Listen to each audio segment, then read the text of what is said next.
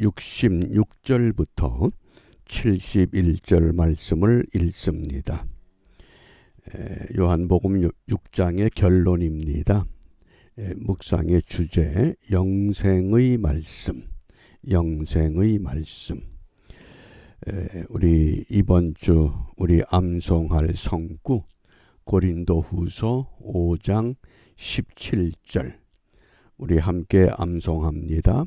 그런즉 누구든지 그리스도 안에 있으면 새로운 피조물이라. 이전 것은 지나갔으니 보라 새 것이 되었도다. 아멘. 이 새로운 피조물, 겉사람은 시간이 지나면서 약해지고 또 노후되지만 속사람은 날마다 새로워지는 것, 이것이 새로운 피조물의 모습입니다. 그렇다고 하면 새로운 피조물의 모습을 우리가 어떻게 확인할 수 있는가? 그 첫 번째가 생각의 변화, 생각의 변화. 두 번째가 언어의 변화, 언어의 변화. 세 번째가 행동의 변화, 행동의 변화. 그리고 네 번째가 생활의 변화입니다. 우리가 육신의 몸을 갖고 세상에 속해 살아가기 때문에 우리의 가치관이 어디에서 시작하느냐. 새로운 피조물이 되기 전에는 육과 혼과 영의 질서에 익숙해져 있습니다. 육이 우선입니다. 무엇을 먹을까? 무엇을 입을까? 어디에 살까? 이것이 우리의 가치관이었습니다. 그런데 새로운 피조물이 되면 이 가치관의 순서가 바뀝니다. 영이 우선입니다. 그러므로 내 영이 잘됨 같이 영혼이 먼저 회복되고 강건하게 되는 것, 이것이 생활의 변화의 시작이 됩니다. 그럼 이런 시작을 일으키는 근본이 무엇이냐? 그것이 곧 영생의 말씀이라고 하는 겁니다. 우리 요한복음 6장 68절입니다. 이 본문의 배경을 잘 우리가 이해하셔야 됩니다. 요한복음 6장에서 예수님께서 그 많은 무리들을 보리떡 5개와 물고기 2마리로 배부르게 먹이셨습니다. 그리고 남은 것을 거두었을 때 12광주리가 됩니다. 거기에 모였던 성인 남자들만 대략 5,000명. 그러면 여자들과 아이들까지 하면 8,000명까지도 됩니다. 그 많은 군중들이 드디어 우리가 기다리고 기다리던 정치적인 메시아를 만났구나. 우리가 이 사람을 정치적인 왕으로 받들자. 그리고 군중들이 흔들리기 시작합니다. 그러니까 예수님께서 나는 너희들이 원하는 정치적인 메시아가 아니야. 내가 이 땅에 온 목적은 고난의 십자가의 길을 가야 할 메시아다. 그러니까 군중들이 실망을 합니다. 하나씩 둘씩 다 떠나갑니다. 그러자 12 제자가 남았습니다. 그때 예수님께서 제자들에게 물었습니다. 너희들도 나를 떠나갈 것이냐? 그때 베드로가 고백한 겁니다. 시몬 베드로가 대답하되 주여 영생의 말씀이 계심에, 주여 영생의 말씀이 계심에 우리가 네게로 가오리까. 그때 예수님께서 너희 중에 나를 팔아넘길 자가 있다. 그 사람은 마귀다. 가룟 유다가 이미 스승을 배반하고 팔아넘길 계획을 다 알고 계셨다고 하는 겁니다. 그런데 이제 베드로가 주여 영생의 말씀이 계시다.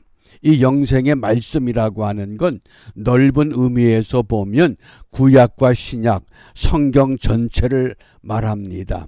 그러나 오늘 본문의 문맥을 보면 영생의 말씀을 좁은 의미, 협의라고 하는 그 의미에서는 요한복음 6장 63절을 말씀한 겁니다. 살리는 것은 영이니 육은 무익하니라. 내가 너희에게 이른 말이 영이요 생명이다. 이 영생의 말씀, 한마디로 말하면 예수님 자체가 영생의 말씀입니다. 그 뜻입니다. 왜 예수님이 영생의 말씀입니까? 요한복음 14장 6절에 예수께서 가라사대 내가 곧 길이요 진리요 생명이니 나로 말미암지 않고는 아버지께로 올 자가 없느니라. 예수님이 그 길이요, 예수님이 그 진리요, 예수님이 그 생명이라고 하는 것, 예수님밖에 없다는 겁니다. 제가 언제 한번 소개했죠? 어느 사찰에 유명한 보살 할머니가 계셨습니다. 딸들이 여럿인데 딸들이 다 출가해서 객지에 나가서 믿음의 가정으로 형성을 하고 신앙생활 잘하는 딸들이 됐습니다. 고향 집에 올 때마다 어머니를 보면 어머니는 보살이고 자기들은 교회 집사고 권사고, 그러니까 늘 그게 마음의 부담입니다. 어머니에게 교회 가시죠, 예수 믿으시죠, 그러면 얘들아 너희들은 너희 길 가라, 나는 내 길을 간다. 그런데도 딸들이 계속 그 보살 어머니를 위해서 열심히 기도합니다. 주님을 영접하게 해달라고. 그런데 한 번은 사찰에서 유명한 스님이 와서 설법을 하는데 한참 듣다가 이 보살 할머니가 나무아미 탑을 그러지 않고 아멘 그런 겁니다. 그러니까 거기 모였던 불자들이 깜짝 놀랐습니다. 저 양반이 갑자기 왜 아멘 그럴까? 그러고는 집에 돌아와서 곰곰이 생각해도 본인이 자기가 납득이 안 되는 겁니다. 내가 평생을 보살로 살았는데 왜 갑자기 아멘 그럴까? 그 이야기를 딸들이 듣고 드디어 우리 기도가 응답됐구나. 그래서 그게 계기가 돼서 주님을 영접하게 됐다는 겁니다. 그만큼 중보 기도, 예수의 그 구원의 능력, 그러니까 영생의 말씀, 유명한 스님의 설법은 영생의 말씀이 아니라 내 속에 잠재해 있는 부처를 끄집어내면 내가 부처가 된다는 것, 그게 불교의 교리입니다. 그러나 기독교의 교리는 예수님이 우리의 구세주가 되신다. 그 차이입니다. 그러므로 우리가 어떻게 영생의 말씀이신 예수님과 더불어 살아갈 수 있느냐? 고린도후서 3장 6절입니다. 저가 또 우리로 새 언약의 일꾼 되기에, 새로운 피조물이 되면, 영생의 말씀을 아멘으로 받으면 우리 모두가 새 언약의 일꾼이 될 수 있다고 강조합니다. 그러면서 의문으로 하지 아니하고 오직 영으로 함이니 의문은 죽이는 것이요 영은 살리는 것임이니라. 여기 의문은 율법을 말합니다. 영은 하나님의 거룩한 영, 성령. 그 보살 할머니가 딸들이 배후에서 그렇게 어머니를 위해서 간구하고 중보한 그 결과 자기도 모르게 나무아미 타불을 평생을 읊조렸는데 어느 날 갑자기 그 많은 불자들 앞에서 아멘 그러고 외칠 수 있었던 것, 그게 사람이 하는 것이 아니라 하나님 살리는 영이 하는 것이라고 하는 것, 우리가 이것을 분명히 기억하고 오늘 내 속에서 영이 먼저 회복되고 그 영이 혼을 지배하고 육을 지배할 수 있는 하나님의 거룩한 사람, 이러한 사람이 되기 위해서 사도 바울은 로마서 8장 2절에서 이는 그리스도 예수 안에 있는 생명의 성령의 법이 생명의 성령의 법이 죄와 사망의 법에서 너를 해방하였다. 예? 영생의 말씀을 내가 받아들이기 전에는 죄와 사망의 법에 시달림을 받았지만은 영생의 말씀을 믿고 아멘할 때 생명의 성령의 법이 나를 지배한다고 하는 겁니다. 그 미국 상원 채플 목사로 1981년 2월부터 1994년 12월까지 대략 한 13년 동안 미국 상원의 채플 목사로 사역했던 리차드 헬버슨이라고 하는 유명한 목사님이 계십니다. 그분이 이런 이야기를 합니다. 교회는 그리스, 히랍으로 이동해서 철학이 되었다. 헬라 철학을 말하겠죠. 또 교회가 로마로 옮겨가서는 제도가 되었다. 예, 가톨릭 교회가 형성된 것을 의미합니다. 그리고 교회가 유럽으로 옮겨와서는 문화가 되었다. 유럽의 그 기독교 문화. 그런데 교회가 미국으로 건너와서는 기업이 되었다. 이렇게 정의를 내렸습니다. 이러한 정의를 한국의 김재환 그 감독이 한마디를 덧붙였습니다. 그런데 교회가 한국으로 와서는 대기업이 되고 말았다.